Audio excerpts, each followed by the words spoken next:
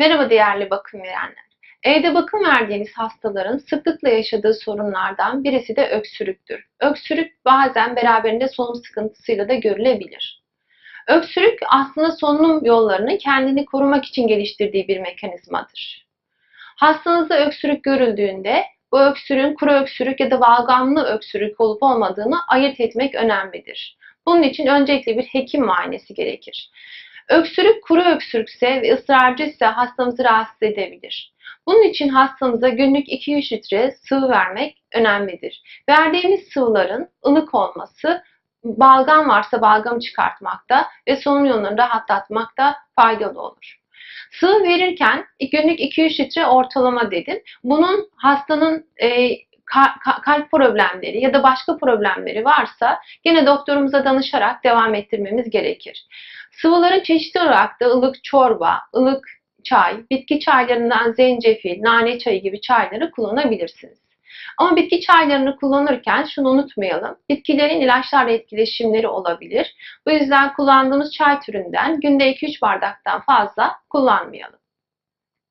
Değerli bakım verenler, hastamızın öksürüğü olduğunda hastamızın derin nefes alıp nefesini yavaş vermesi dediğimiz solunum egzersizleri ya da balgam varsa derin nefes alıp gene burnundan yavaş yavaş kesik kesik öksürerek balgamını çıkartmaya çalışması yararlı olabilir.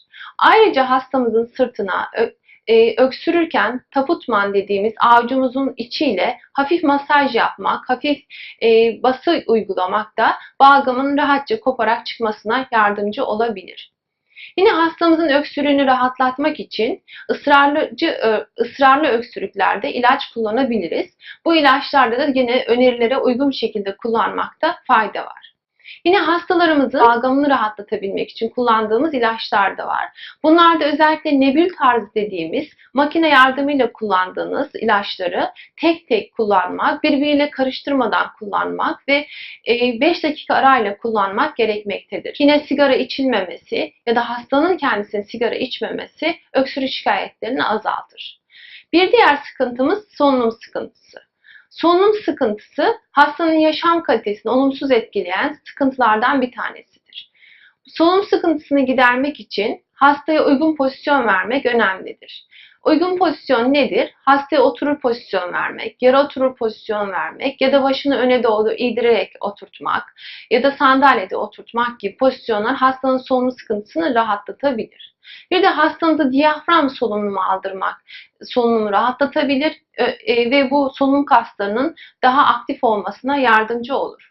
Solunum sıkıntısı olduğunda hastamıza solunum egzersizleri yaptırmak, derin nefes alıp nefesini yavaş vermesini sağlamak da rahatlatabilir.